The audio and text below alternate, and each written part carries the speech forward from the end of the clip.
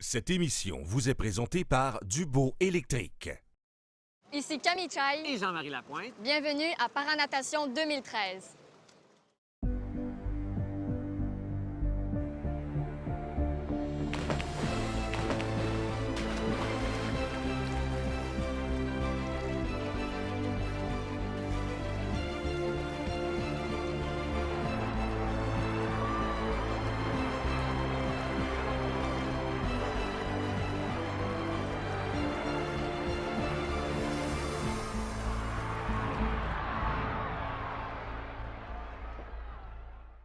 Aujourd'hui, en cette troisième journée des championnats du monde de natation IPC 2013, on rencontre Nicolas-Guy Turbide, un jeune athlète non-voyant. Camille et moi, on se mouille et on se met dans la peau de personnes qui ont des limitations physiques et on nage du mieux qu'on peut. Mais tout d'abord, Caroline Levasseur, qui est kinésiologue au gym Viomax, montre à Camille comment s'entraîner sur des appareils adaptés. On regarde ça. Je suis présentement au centre de réadaptation Lucie Bruno en compagnie de Caroline Levasseur, qui est kinésiologue. Caroline, est-ce que tu pourrais m'expliquer un peu en quoi consiste ton rôle ici au centre? Je suis kinésiologue ici au centre Viomax, qui est un centre où on utilise les locaux de Lucie Bruno. Lucie Bruno est un centre de réadaptation où les gens viennent faire leurs exercices avec des professionnels de la santé et ensuite, quand ils veulent continuer leur exercice pour pouvoir bouger, continuer à être autonome à la maison, ils peuvent venir s'entraîner au centre Viomax. Toi, ça fait combien de temps que tu travailles ici? Ça fait déjà 4 ans que je travaille ici en tant que kinésiologue et je m'occupe aussi de quelques athlètes pour le club de natation parce qu'on s'occupe aussi d'un club de natation ici à Viomax. Tu travailles avec combien d'athlètes à peu près ici? Au Viomax, on a environ 900 membres et au club de natation, on a 25 athlètes, niveau initiation, développement et élite, et environ 4 personnes, beaucoup plus niveau national, qui viennent s'entraîner dans la salle de conditionnement physique quotidiennement pour avoir des acquis au niveau musculaire et performance. OK, donc ça veut dire qu'ils viennent à peu près toutes les semaines ou presque tous les jours? À quelle fréquence? Oui, exactement. Ça peut aller 2-3 fois semaine parce qu'il ne faut pas oublier leur entraînement aussi à la piscine avec l'entraîneur de natation. Bien, écoute, moi, je serais très curieuse d'aller voir avec toi les machines adaptées. Fait que si ça te tente, on y va tout de suite? On y va. Parfait. Comment s'appelle cet appareil et à quoi il sert exactement? C'est un appareil cardiovasculaire qui va imiter le mouvement des escaliers quand tu y vas de gauche à droite avec tes pieds et aussi en utilisant le haut du corps, les membres supérieurs. OK, donc c'est surtout, ça sollicite le haut du corps? Oui, okay. Effectivement, c'est complet. Les membres inférieurs aussi travaillent et ça te permet d'aller faire un exercice cardiovasculaire. OK. Quel type d'adaptation est-ce qu'on retrouve justement sur cet appareil pour les personnes handicapées? Là, tu vois, moi, pour ma prothèse, tu as attaché un velcro ici. Exactement. Vu que ton talon ne collait pas avec l'appareil, c'était un petit peu moins stable au niveau de ton pied. Alors, on ajuste avec le velcro pour serrer comme il faut le haut de ton pied sur la pédale et ça te permet effectivement d'être plus stable et d'aller chercher un mouvement complet au niveau de ta jambe. On s'assure aussi toujours d'avoir une bonne flexion au niveau des genoux et au niveau de tes membres supérieurs. On a aussi 2 dispositifs ici pour avoir une meilleure adaptation au niveau des bras. OK, très bien. Donc là, ici, cet appareil, on voit que c'est beaucoup avec les mains qu'on va travailler. Effectivement, c'est un appareil cardiovasculaire pour le haut du corps, pour les bras, et c'est un fonctionnement manuel qu'on retrouve ici. OK. Est-ce que tu peux me montrer le mouvement, justement? Oui, on dépose nos mains tout simplement sur les poignets et on va chercher une rotation. OK.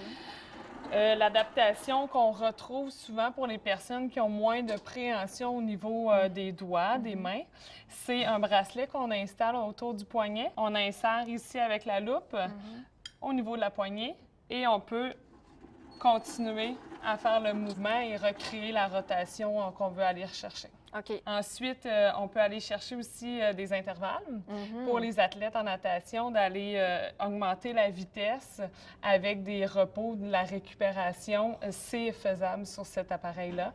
Okay. C'est intéressant de reproduire la vitesse un peu qu'ils vont chercher à la piscine ensuite lors de leurs entraînements à la natation. Pour une personne qui est en chaise roulante, cet appareil-là aussi est très pratique pour eux. Alors ici, l'adaptation qu'on retrouve pour le siège, c'est tout simplement de le glisser vers l'arrière Et une personne en fauteuil roulant pourrait s'insérer à l'appareil pour pouvoir faire son exercice. Donc, une fois que le fauteuil est enlevé, la personne en chaise roulante peut arriver ici, elle se pose, puis elle est prête à utiliser la machine. Oui. Qu'est-ce qu'un appareil à poulie comme ça peut te permettre de faire avec les athlètes? Beaucoup de choses. On retrouve des exercices plus spécifiques ici quand on utilise la poulie. Entre autres, aujourd'hui, on travaille avec toi un exercice qui va renforcer le dos. Alors, ça renforce vraiment tes rhomboïdes. Tu peux reculer tes épaules et faire vraiment un tirage horizontal. Exactement. C'est excellent dans ton cas parce que sur un appareil, tu ne pourrais pas utiliser les deux bras. On vient ici dans une poulie. On fait un bras, on va chercher le même renforcement. OK. Aussi, ce que je vois, c'est que on dirait qu'il y a de la place pour justement qu'un fauteuil roulant puisse s'installer là. Oui, alors on recule la personne ou ça peut être devant aussi. Et avec l'utilisation des deux poulies de chaque côté, on peut aller chercher des mouvements d'ouverture ou de tirage. OK. Je t'avoue qu'il y a un petit détail là, qui m'intrigue beaucoup, c'est la balle de tennis qui est attachée juste en haut. Est-ce que tu peux me dire à quoi ça sert? C'est un exercice cardiovasculaire pour une personne qui aurait une maladie évolutive comme l'ataxie. OK. On descend la balle et à ce moment-là, il peut aller faire des exercices de préhension, aller chercher la balle, un peu comme la boxe aussi, frapper sur la balle et ça aide vraiment pour la coordination. Les nageurs non-voyants sont tenus de porter des lunettes opaques dans toutes les épreuves.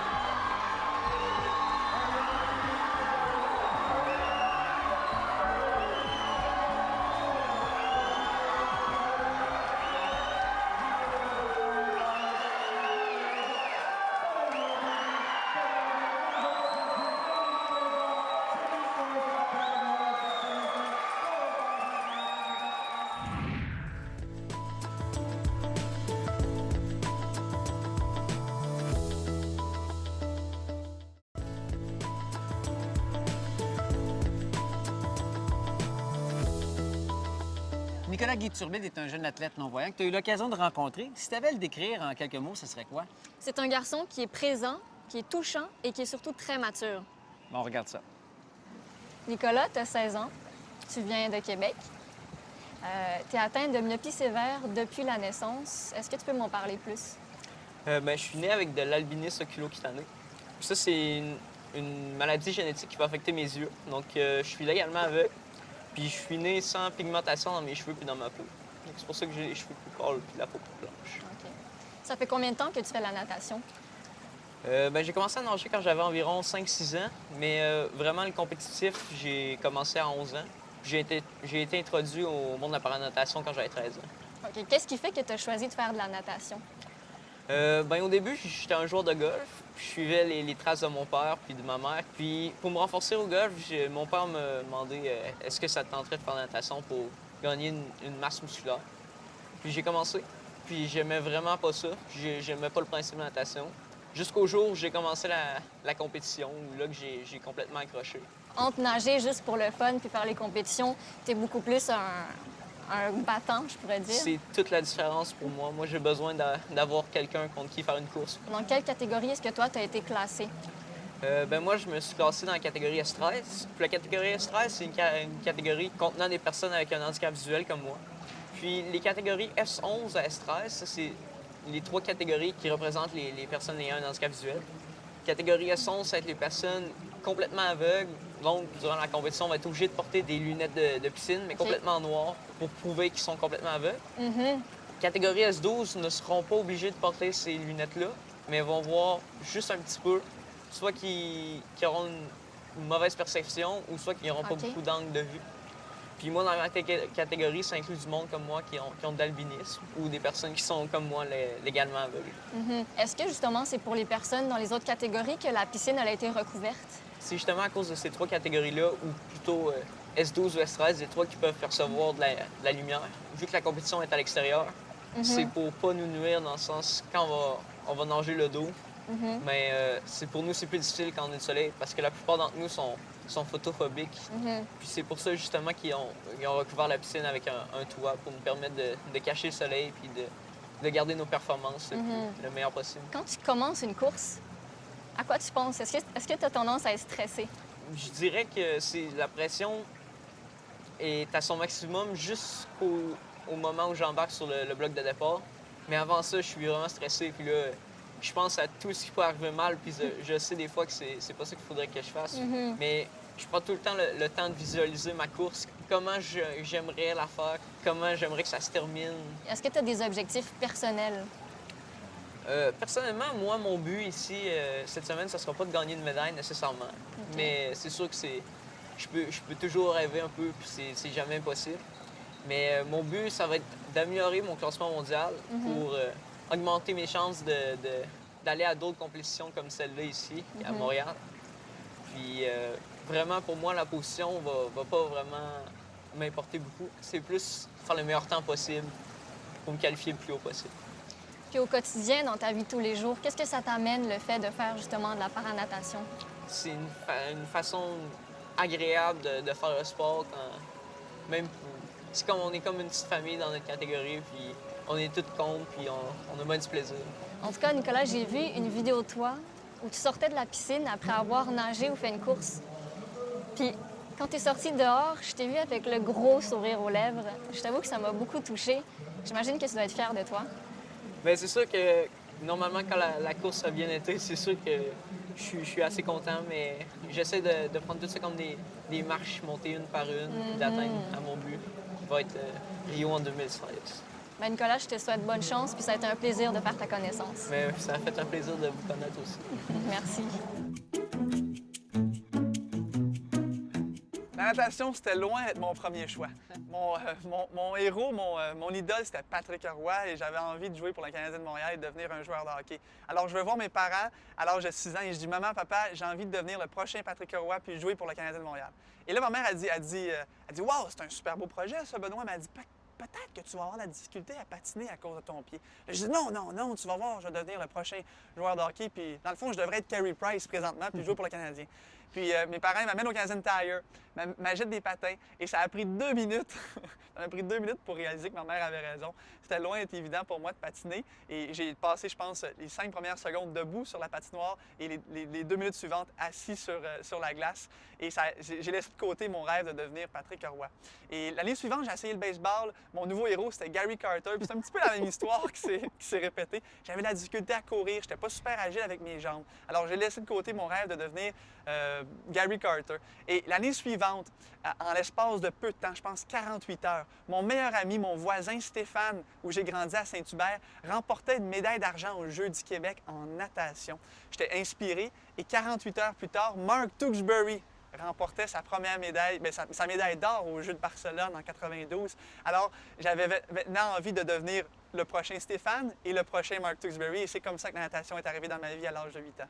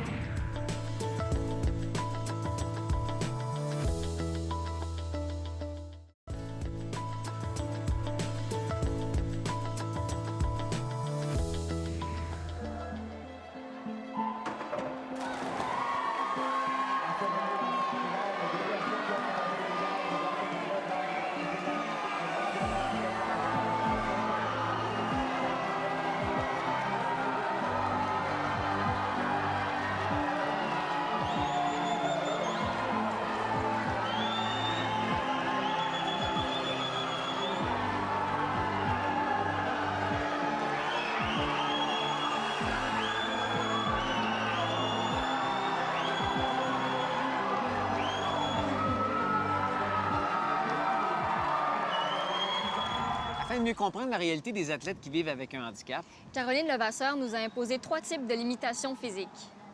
Bon, aujourd'hui, on s'en va dans l'eau. À Viomax, on aime ça vous faire essayer différentes limitations physiques. Fait qu'aujourd'hui, on fait vivre un peu à Jean-Marie la situation que tu peux vivre à tous les jours. Ouais, sauf que moi, je suis transformé en hémiplégique. Partiel, juste du haut du corps. Tous les intervenants, vous faites ça, vous autres, à Viomax. Donc, toi, tu l'as fait, Oui, toi aussi. je l'ai fait, moi aussi. Ah. Oui, c'est pas aujourd'hui ma chance, c'est à vous autres. OK. On commence? On y va. Ah, moi, je vais devoir aller dans l'eau. Je vais voir comment tu fais, toi. Tu veux voir comment je fais? Oui, Je hein? vais prendre ça comme ça. Ça va? OK. Je te laisse y aller, Jean-Marie. Tu prends jamais les escaliers? Non. OK, on y va. C'est pour les handicapés. C'est drôle. OK. Fait qu'on y va avec une nage tout simplement sur le ventre. Très de base. Je veux peut-être qu'on observe Camille en premier, OK. puis ensuite, Jean-Marie, tu vas pouvoir Monte à mon nom. commencer. Quel style! Merci. Pas pour la Regardez première la fois que tête tu haute, nages, toi. Non, oh, c'est chaud ici.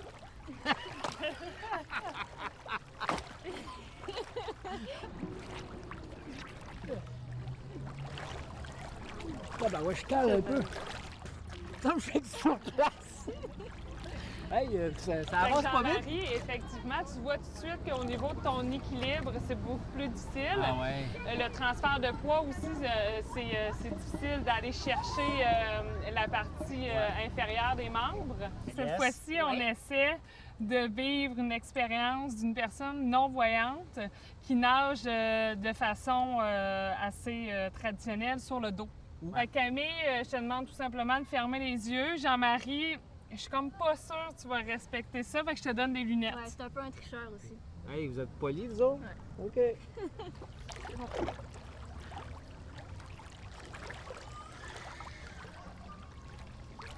Je veux pas mettre de pression à Jean-Marie, mais Camille, ça va très bien. Yes. Elle est en ligne droite. Super! On se laisse tomber. On garde la tête hors de l'eau. Super! Un petit peu plus à ta droite. Oui! On revient dans le milieu. Je vous donne des balles. Vous devez toujours les maintenir pendant que vous allez nager. On utilise un crawl absolument traditionnel. Dans le Nage vide, devant. pourquoi les balles? Et ça va te permettre ou ne pas te permettre d'avoir une poussée au niveau des mains, ce qui veut dire qu'on imite un peu quelqu'un qui n'aurait pas de préhension avec ses mains.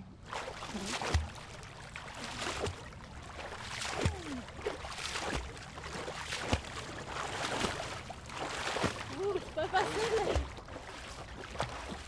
Ah, sacré!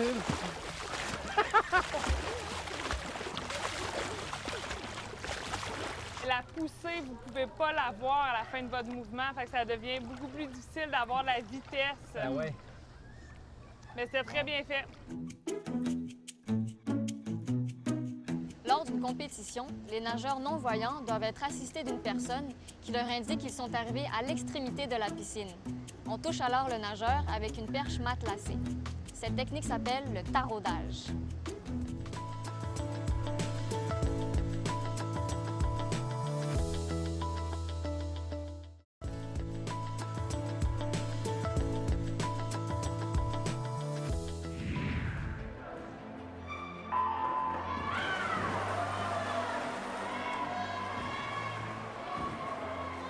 And the swimmer to watch for this race is Jessica Long, swimming in lane 4 from the United States of America. She is currently the world record holder for this race with a time of 1:42.28. A time as she set during last year's London Paralympics.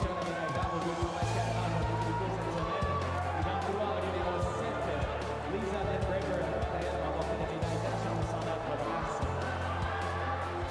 Après le premier 100 mètres de temps été 12:08.66, c'est le passage de Jessica Long qui s'empare la tête de course en deuxième position. Maintenant, le numéro 5, Madison Elliott, 22:70, et qui part North American Jessica Long as she reaches the 100 meters with a